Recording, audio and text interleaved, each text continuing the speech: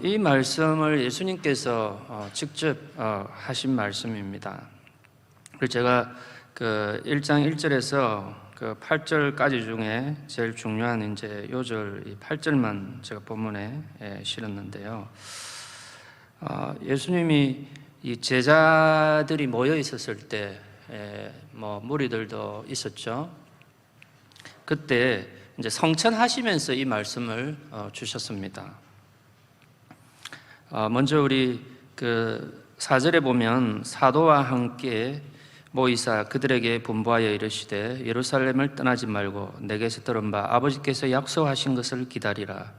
요한은 물로 세례를 베풀었으나 너희는 몇 날이 못되어 성령으로 세례를 받으리라 하셨느니라.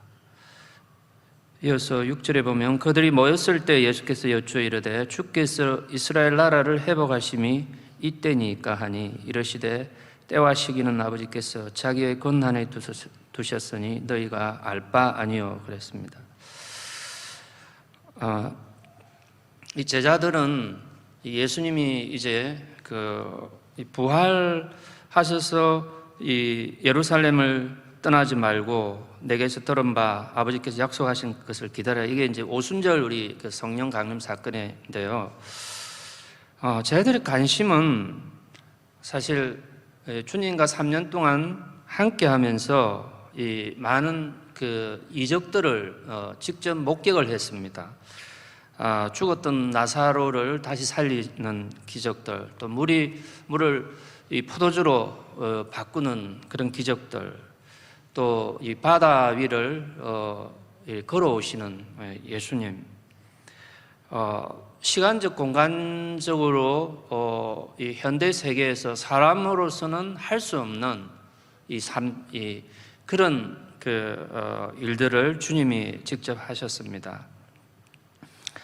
주님이 성천하실 때까지 제자들은 그 로마의 그 압제하에 있는 이스라엘이 언제 우리가 그 로마의 압제에서 해방될까, 그 날을 그들은 그래서 기대하고 바랬습니다. 소망했습니다. 그런데 예수님은 그것에 대해서는 아주 무시하죠. 때와 시기는 아버지께서 자기의 권한에 두셨다. 너희가 알 바 아니라 그랬습니다. 주님의 관심은 그 사람에게 있었습니다. 주님의 관심은 이 복음 전하는 것, 이것에 있었습니다. 사랑하는 여러분, 우리가 참 그리스도인들인데 우리가 신앙생활을 하는데 우리의 그 최대의 초점, 우리가 가장 중요시해야 될 것이 무엇이라고 생각합니까? 물론 여러 가지 일들이 많이 있습니다. 해야 할 일도 여러 가지가 있죠. 우리 전도도 있고 선교도 있고 구제도 있고 또 교육도 있고요. 또 예배 그 공간이 부족하면 또 예배 공간도 확장하고 그런 물리적인 환경도 우리가 또 시대에 걸맞게 그 변화를 주고 또 좋게 해야 됩니다. 그럼에도 불구하고 예수님은 오직 성령이 너희에게 임하시면 너희가 권능을 받고 예루살렘과 온 유대와 사마리아와 땅끝까지 이르러 내 증인이 되라 그랬습니다. 내 증인, 그러니까 예수님의 증인이 되라는 것이죠. 우리가 이 짧은 시대, 우리 인생이 길다고 하지만 이 짧은 인생입니다. 이 짧은 인생 가운데 우리의 초점, 우리가 해야 될 일은 이 복음을 전하고 이 영혼을 구원하는 것, 이 사람을 변화시키는 것, 이 정인이 되는 것, 이것에 우리가 포커스를 둬야 할 것입니다. 그러면 우리가 이 제자들은 왜 이 예수님과 3년 동안 이 동고동락했고 많은 이적들을 봤지만 그들은 그 두려움이 있었습니다. 어떤 두려움이 있었습니까? 예수님이 십자가에 못 박혀서 돌아가시고 또 이 로마 군병들의 그 무자비한 그런 그 폭력, 또 이제 예수 믿는 사람들을 이렇게 잡아들이고 자기들도 예수님처럼 십자가에 못 박혀서 죽을까 하는 그런 그 죽음에 대한 이 두려움이 있었습니다. 그래서 그들은 다 도망을 가지 않았습니까? 물고기 잡으러 간다 하고 가고 또 하여튼 숨어버렸습니다. 예. 그들의 정말 주님의 그 능력을 직접 봤지만 그들은 여전히 이 예수님에 대한 어떤 그 능력에 대한 전적인 그 어떤 신뢰나 의지가 없었다는 것을 알 수 있습니다. 사랑하는 여러분, 이 두려움의 문제는 뭐 국내에 있든지 국외에 있든지 다 똑같습니다. 물론 우리 한국에서도 이 두려움들이 있죠. 우리가 이 땅을 살면서 이 어떤 사고에 대한 두려움, 또 뭐 질병에 대한 두려움이 있습니다. 그런데 우리가 복음을 전하려면 제일 방해되는 것이 뭐냐면 역시 그 두려움입니다. 예. 또 내가 복음을 전했을 때 그들의 그 어떤 냉담한 반응들, 또 무시하는 태도, 또 복음을 전했을 때 또 내가 욕을 먹지는 않을까, 이런 두려움들이 있습니다. 저 역시 두려움이 참 많은 사람이었습니다. 저는 예수를 처음 중학교 때 이렇게 믿게 되었는데요. 저는 원래 이 담이 약하고 저희 부모님께서 제가 또 어렸을 때 할아버지 할머니, 특히 할머니께서 저보고 우리 중민이는 참 담이 약하다, 겁이 많은 것 같다, 그런 말을 많이 제가 듣고 자랐습니다.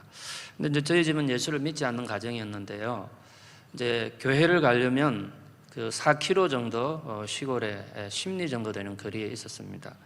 제가 예수님을 처음 믿게 된 것은 그 중학교 때 그 역사를 가르치는 선생님이 그 서울에서 부임해 오셨습니다. 당시 그 숭실대를 나온 선생님이었는데 이 선생님이 이 상담교사로 자원을 해서 많은 학생들을 그 당시 그 80년대 그 초에 이 복음을 전하고 이 예수 믿게 하는데 크게 기여를 하셨습니다. 저는 그 학교 다닐 때 이 역사 과목을 굉장히 좋아했습니다. 그리고 이 지리라든가 특별히 이 세계 지리에 굉장히 저는 관심을 가졌고, 저는 이제 그 당시 예수를 안 믿었기 때문에 저는 해외 세계에 나가서 그 특파원을 이렇게 하고 싶은 게 제 꿈이었습니다. 여러분 특파원 아시죠? 네. 근데 제가 이제 예수를 믿고 나서 제 꿈과 비전이 달라졌습니다. 제가 이 겁이 많고 또 두려움이 많고, 제가 그날 그 수요일 날하고 80대 초에 그 저녁에 시골에는 그 저녁 밤 예배가 있었습니다. 예.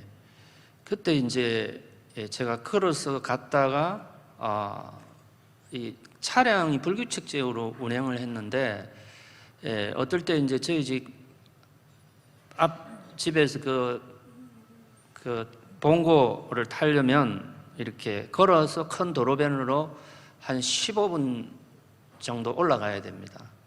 근데 어떨 때는 그냥 저 혼자 우리 마을에서 예수를 믿었기 때문에 거기를 이렇게 그냥 그 옆마을은 이렇게 서는데 안 지나가거나, 또 어떨 때는 아예 그냥 저를 그냥 저도 중학생이었지만 그냥 걸어서 가고 싶다고 그런 마음이 들었어요.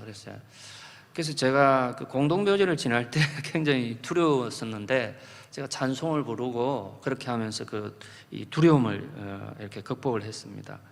그런데 이 남미 파라과이에 갔을 때, 여러분 파라과이는 여러분 어떤 나라인지 좀 아시죠? 예, 남미 국가 가운데 가장 가난한 나라가 있습니다. 볼리비아, 파라과이가 가장 가난한 나라고, 또 여러분 남미는 총기를 소유합니다. 그래서 총기를 소유하고 또 도둑이 많아요. 좀도둑들도 많고, 그리고 이 도둑의 개념이 우리 대한민국은 참 이 치안이 굉장히 좋은 나라인데요. 세계에서 아마 일본, 한국, 대만을 빼고는 이 밤에 이렇게 마음 놓고 다니기가, 특히 이제 이 총기를 가지고 있고 그렇기 때문에, 제가 처음 이제 교회에 사역을 할 때 이 벨렌 교회였는데요. 거기서 사역을 할 때 이 교회 이제 전도 주일을 앞두고 이 빵을 이렇게 식사를 다 준비를 해놨어요. 근데 그거를 다 이렇게 가져가 버리더라고요. 창문을 부수고 들어와서. 그래서 제가 내가 이 나라에 복음 전하러 왔는데 다 자기 나라 사람들이 먹을 건데 이 유리창 깨고 들어가가지고 이걸 다 가져가 버리고 그리고 또 제가 처음 이제 우리 KPM 선교사님들은 지금은 규정이 좀 바뀌었지만 첫 2년은 이렇게 차량을 사지 말라고 합니다. 없죠. 그래서 2년간을 이제 언어와 문화적인 기간이 있는데 그때 이제 버스를 타고 다녔습니다. 그래서 가족이 다 버스를 타고 이제 그 시내에 나갔는데 나가고 올 때 이 많은 버스죠. 많은 버스에 이제 가면서 사람이 내리죠. 정류장마다. 저희들이 타면 그냥 동물원의 원숭이처럼 이 사람들이 눈이 확 이목이 집중이 돼요. 그리고 또 특별히 이 아이들은 저희들의 이 외모가 다르니까 굉장히 그 처음부터 끝까지 뚫어지게 쳐다보는 거예요. 그 시선이 굉장히 부담스럽고 좀 또 두렵기도 하고 또 지나가면 뭐 표가 나니까 이방인들하고 생각하는 거죠. 그래서 그런 두려움이 있더라고요. 근데 이제 이것을 극복하지 않으면 이 선교사로서 또 그들과 같이 복음을 전하고 먹고 마시고 그렇게 할 수가 없죠. 그래서 하나님께 기도했습니다. 하나님, 내가 이렇게 복음 전하러 왔는데 이 두려움을 좀 해결해 달라고. 그래서 기도했는데 제가 어느 날 이 담대함이 생기더라고요. 제가 이 사도행전 1장 8절 말씀은 제가 이제 그 신학을 하기 전에 이 대학생 선교단체 간사 사역을 할 때 참 이 말씀에 참 은혜를 그때 좀 받았습니다. 근데 제가 선교제에 가서 다시 이 말씀으로 제가 그 힘을 얻게 되었습니다. 그래서 그 이후로 이제 제가 더욱더 담대하게 이 복음을 전하고 선교 사역을 할 수 있었습니다. 사랑하는 여러분, 이 두려움의 문제, 이것을 우리가 극복해야 됩니다. 뛰어넘어야 됩니다. 우리 인생의 여러 가지 길을 걸어갈 때 두려움이 있습니다. 이 모든 이 두려움의 문제는 오늘 이 본문의 이 말씀처럼 주의 성령께서 역사하실 때 그 두려움의 문제를 이길 수 있습니다. 제 아들도 이 두려움의 문제를 극복했기 때문에 그들이 이 복음을 전하고 땅 끝까지 이렇게 도마 같은 사람은 저 인도까지, 어떤 사람은 한국까지 왔다고 하는데 공식적 기록은 그 인도까지 가서 복음을 전했습니다. 그러면 오늘 본문에 이 권능을 받아야 된다 그랬습니다. 성령이 임하시면 이 권능, 여러분 이 권능은 그 파워인데요. 이 헬라어 원어로 보면 이 두나미 있습니다. 두나미스, 이 권세와 능력이죠. 여러분 이 두나미스의 능력을 어떤 능력으로 우리가 잘 설명하려면요, 이 다이너마이트와 같은 그 폭발력을 가진 능력을 말합니다. 여러분 그 큰 바위, 이 산만한 바위, 그리고 도로, 이 절벽 이런데 이 도로를 닦을 때 어떻게 합니까? 먼저 이 기계를 가지고 이 구멍을 뚫어서 이 다이너마이트 선을 연결하죠. 그렇게 해서 나중에 이 버튼을 누르면 이 산만한 바위들이 이렇게 이 작은 돌처럼 부서져 버립니다. 여러분, 우리가 이 그리스도의 제자로서 또 국내에서 우리가 복음을 전하려고 할 때 그 두려움들, 이것을 이기려면 이런 이 두나미스, 복음의 이 폭발적인 그 어떤 이 권세와 능력을, 이 권능을 우리가 받아야 됩니다. 이 권능을 받을 때 우리가 이 두려움의 문제, 약함의 문제, 이런 것들을 이겨낼 수 있게 되는 것입니다. 그리고 오늘 이 본문 말씀 가운데 너희가 권능을 받고 예루살렘과 온 유대와 사마리아와 땅끝까지 이르러 내 증인이 되라 그랬습니다. 이 정인이라는 것은, 정인이 뭡니까? 정인은 내가 눈으로 보고 귀로 들은 거를, 그 사실 팩트를, 실제를 이 법정에서 증거하는 것이죠. 근데 이 원어로 보면 이게 이제 마르투스라고 합니다. 마르투스, 헬라 원어로 보면.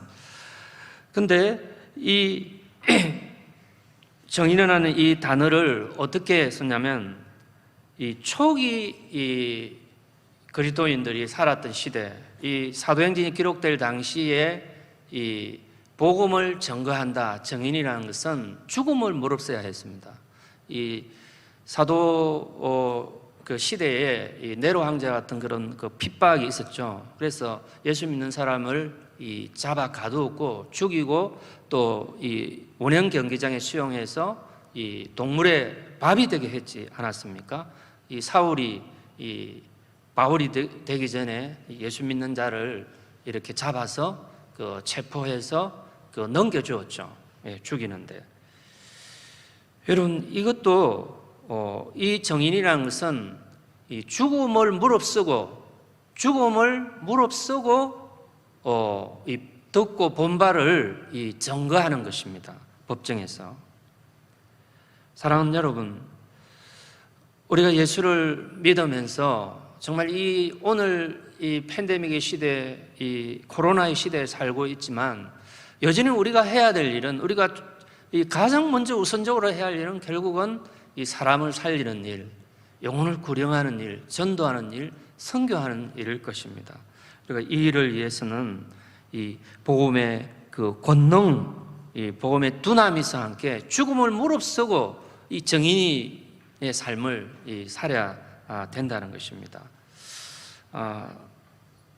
제가 그 파라과이에 그 있던 일 가운데, 이 코로나 시대에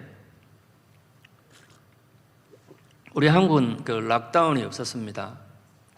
근데 이제 남미는 그 브라질 베니바이러스가 아르헨티나, 파라과이, 브라질, 볼리비아, 칠레 이런 나라들을 엄습하면서 많은 사람들이 죽었습니다. 이 파라과이 같은 경우에도 파라과이는 국토 면적은 우리 대한민국의 4배입니다.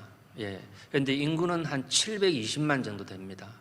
근데 제가 안식년으로 작년 6월 말에 나올 때 15,000명이 죽었습니다. 근데 그 15,000명 가운데 거의 대부분이 이 작년 1월부터 그 6월 말 7월, 그때 하루 100명에서 150명이 계속 죽었습니다. 예. 그때 그 죽음의 그 공포가 이렇게 엄습해 오더라고요. 저도. 예. 저희 교회에도 그 뭐 할아버지, 할머니, 또 우리 교회 그 리더의 뭐 삼촌들, 주변에 많은 사람들이, 우리 이제 한국 사람들도 그 60대 이상 된 분들이 많이 돌아가셨어요. 그래서 이제 한국으로 많이 피난을 나왔죠. 예.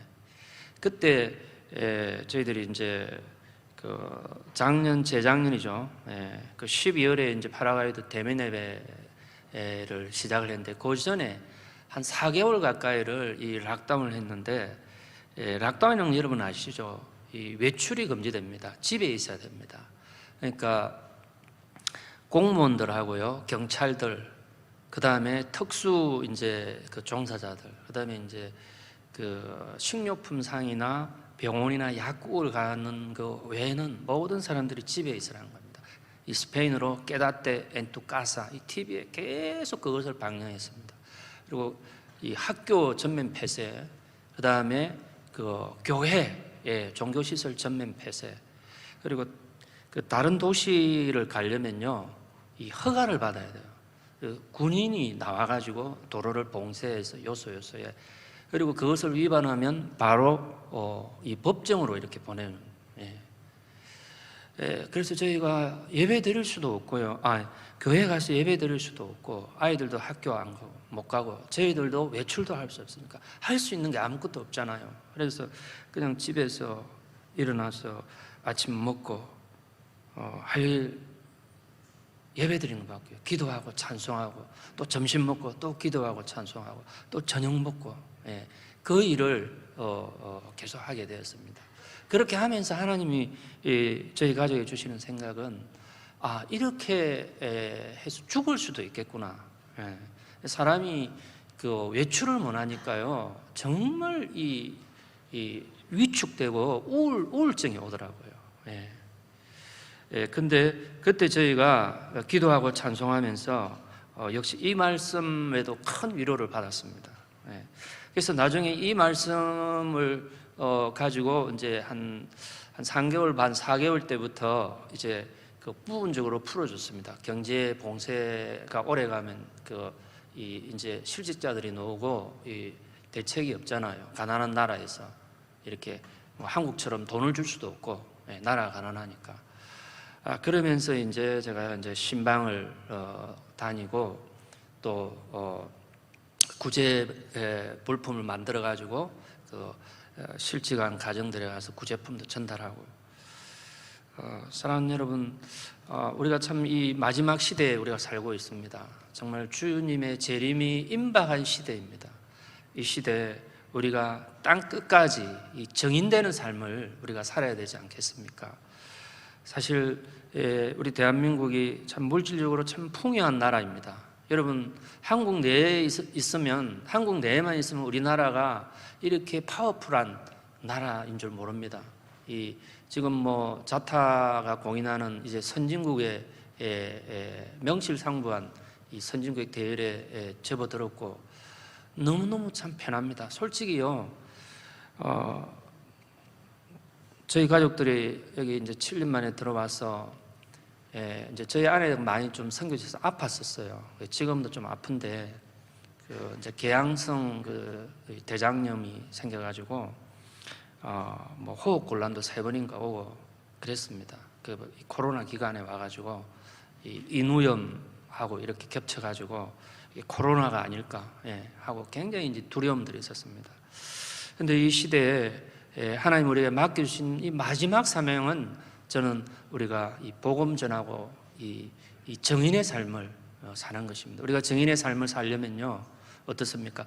내가 먼저 이 복음의 능력으로 이 두나미스, 그리고 이 마르투스, 정말 이 죽음을 불사하는, 이 죽음을 뛰어넘는 그런 그 능력이 내 안에, 내 가슴에 속에서 고동칠 때 우리가 복음의 정인이 될 수 있는 것입니다. 이 시대 복음 전하기가 얼마나 힘들어지고 있습니까?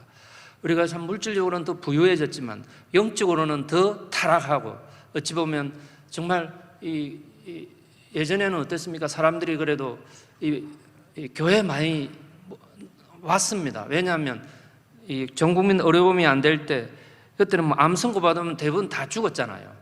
그리고 막 그 귀신 들린 사람도 많았고요. 그래서 병원에 가서 못 고치는 병은 교회에 가면 고칠 수 있다. 이 불신자들도 이런 생각을 가지고 있었습니다.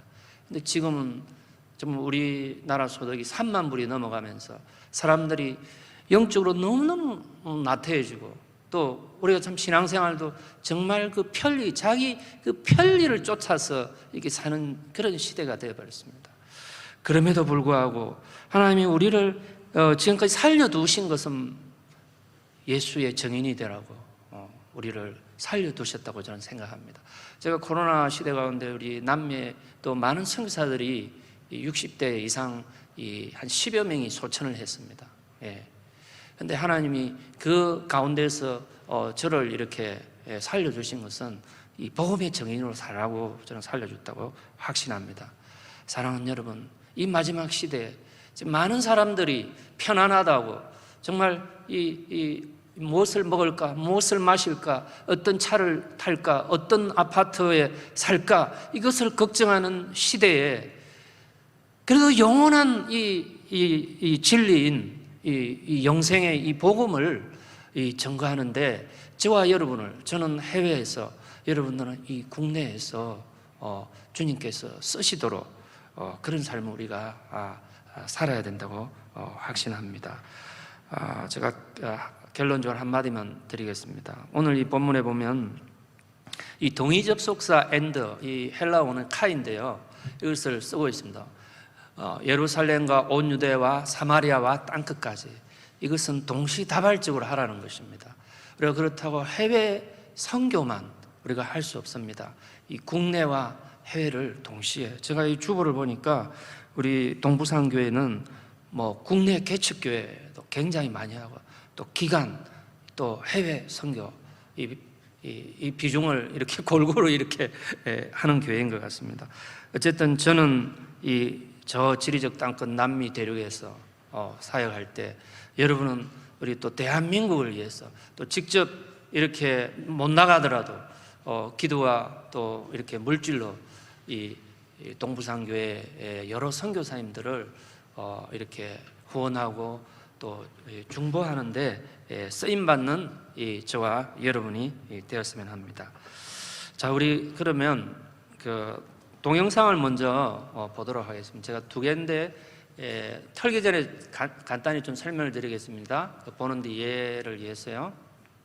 이 첫 번째 동영상은 제가 그 첫 텀 그 1기 때 언어 연수를 마치고 좀 굉장히 어려운 교회를 가게 되었습니다. 지금 노예 소속된 교회인데, 제가 직접 개척한 교회는 아니고요.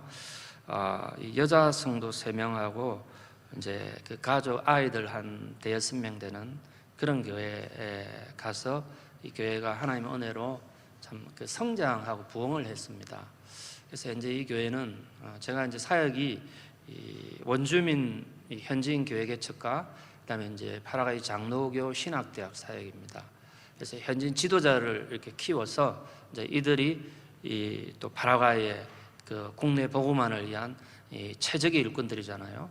그래서 이제 이들을 키우는 일인데, 이 신학대학 사역은 저 혼자 하는 게 아니고요.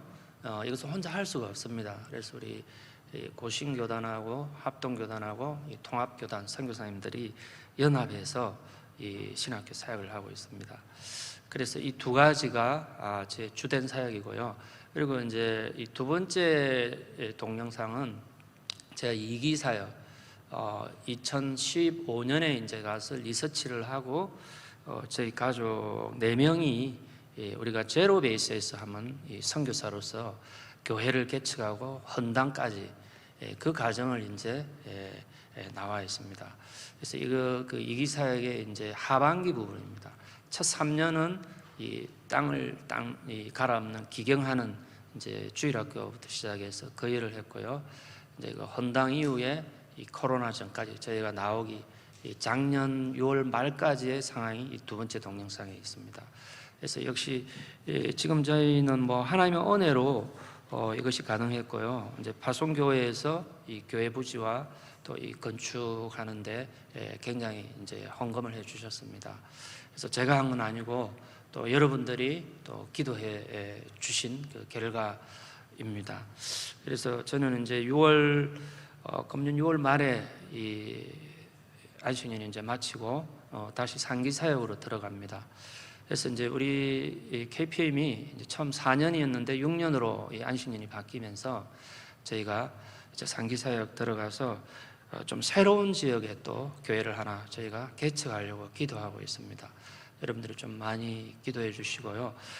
제가 이 뭐 짧은 시간에 12년 동안의 그 일들을 다 이렇게 말하기는 시간 제한도 있고 어렵습니다. 그래서 제가 저희 교단이 60주년을 앞두고 작년, 재작년에 60주년 선교 대회를 하려고 했었습니다. 그때 이제 선교사 수기와 NK 수기가 있습니다. 그때 이제 제가 파라과이에 가는 거, 저희 이제 둘째 아들이 처음 파라과이에 도착해서 고등학교까지의 일들을 기록한 게 있습니다. 그래서 그 수기를 제가 마치고 목사님께 한 건 드리겠습니다. 그래서 혹시 더 알고자 하시는 분들은 그 책을 참조를 해 주시기 바랍니다. 그럼 우리 영상 한번 틀어 주시기 바랍니다. 첫 번째부터요.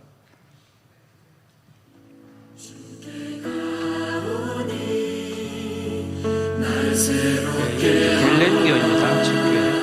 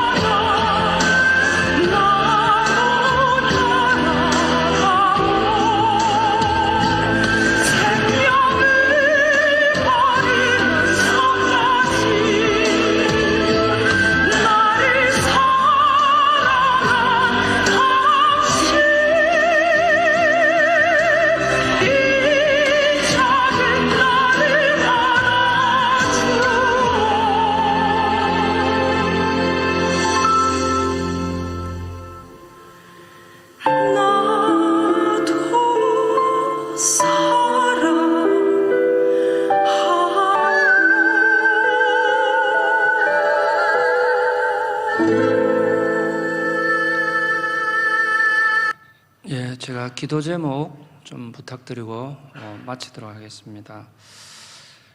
이제 저희가 복귀하게 되면 아까 그 좀 뒷부분에 나오죠. 그 빈민 지역에 저희들이 이제 여러분 파라과이는 여름이 한 6개월에서 7개월 되는데요. 한국의 한여름 날씨 같은 게 지금 예배당이 없어서 그 나무 밑에서 저때가 한여름입니다. 40도, 영상 40도 이상. 그래서 이제 거기서 예배를 저희가 드렸습니다. 제가 이제 우리 마리아노 로키 알론소라는 지역에 이제 센터 교회가 있고요. 지금 제 3회 장소에 저희들이 또 교회를 개척하려고 기도하고 있습니다. 그래서 좀 그거를 위해서 좀 기도해 주시고, 특별히 이제 이번 이 코로나가 우리에게 준 그 기쁨도 있습니다. 뭐냐면 우리 선교사들이 이제 들어와서, 우리 열린 지역이다 보니까 온라인 사역을 계속할 수 있습니다. 그래서 지금 그라시아 교회 성도들과 저희가 매주 주일 예배를 줌으로 이렇게 드리고 있고요. 또 대신 이제 이 파라과이 장로교 신학대학은 아직 줌으로 이 강의도 그렇게 하고 우리 화면도 봤지만 채플도 그렇게 하고 있습니다. 그래서 이 교회들의 성도들이 믿음이 좀 자라고 이 가운데 이 믿음이 잃지 않도록 연단된 믿음이 될 수 있도록 여러분 기도해 주시고, 그리고 이제 저희가 지금 주일 학교는 아직 마음껏 이렇게 오픈을 못했었습니다. 코로나 기간에 금했기 때문에.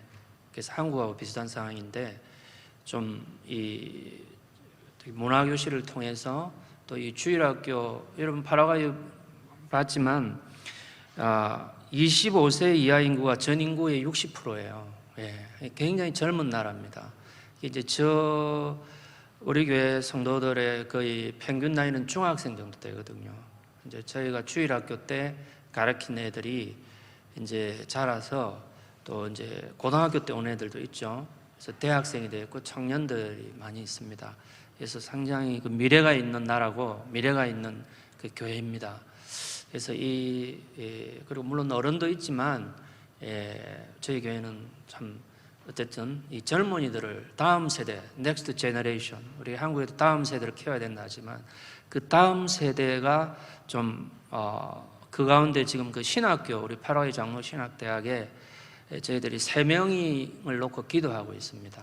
그래서 이들이 이제 진학해서 우리 그라시아 교회와 또 앞으로 우리가 개척한 교회 그 전도사가 되고 지도자가 될 겁니다. 그걸 위해서 여러분 기도해 주시고, 또 우리 가족이 좀 강건할 수 있도록 영육이 뭐 저도 좀 건강검진 하다 보니까 눈에 좀 황반변성이 제가 시작이 됐다 그러네요. 제가 좀 교만해가지고 대대로 눈이 좋아가지고 제가 그 선글라스도 안 끼고 계속 10년을 현장에 있었어요. 굉장히 햇빛이 뜨겁거든요. 그래서 이제 약을 지금 먹고 있는데 그거하고 우리 아내는 계양성 대장염이 지금 좀 이렇게 좀 치료가 돼서 우리가 또 우리 다 대학생이 됐는데 우리 둘째 아들은 1년 반을 그 학교를 못 갔죠. 그래서 좀 코로나 블루 여러분 아시죠? 그래서 지금 한국은 그래도 수업을 하는데 여기는 친구도 못 만나고 그러니까 그래서 이 코로나 블루가 왔어요. 그래서 대학 갔다가 좀 힘든 것 같아요. 그래가지고 지금 방학 때 나와 있는데 어쨌든 좀 그런 걸 좀 회복하고 지금 이제 우리 자녀들은 다 대학생이 되었습니다. 이 초등학교 1학년, 2학년 마치고 갔거든요, 선교지에. 그래서 하나님 은혜로 이렇게 대학생이 되었는데 좀 이제 저하고 아내가 오늘 사실 아내도 같이 오려고 그랬는데 못 왔습니다. 그래서 너무 죄송하고 나중에 한번 기회 되면 제가 한 번 더 목사님 그래도 기도해주고 있는데 제 아내 얼굴도 한번 직접 보여드려야 될 것 같고 당회원 장로님들에게 한번 기회가 되면 한번 오고, 안 그러면 우리가 바로 출국할 것 같습니다. 그래서 좀 저희 가족이 일단은 이렇게 육적인 질병으로부터 좀 회복이 돼서 출국할 수 있도록 기도를 부탁드리고, 저희는 어쨌든 여러분들 이 기도하고 있는 우리 동부산교회 성도님들이 있다. 참 줄기차게 계속 기도하고 있잖아요.